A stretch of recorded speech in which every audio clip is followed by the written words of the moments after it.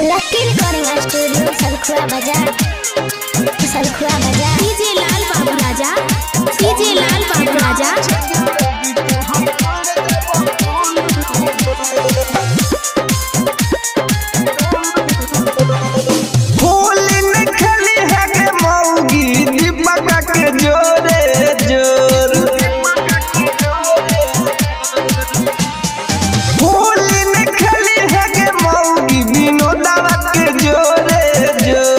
छौरा चिनार छगे मौगी तोहर तोड़ देबो दुनु गोर।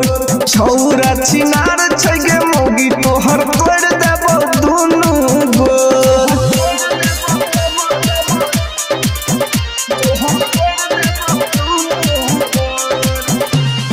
डीजे लाल बाबू राजा, डीजे लाल बाबू राजा।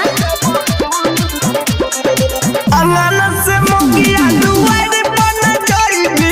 छौरा सब चिनारा छै मुंह नै लगाईबी। बिने खैने छै सचिन मुंह नै लगाईबी।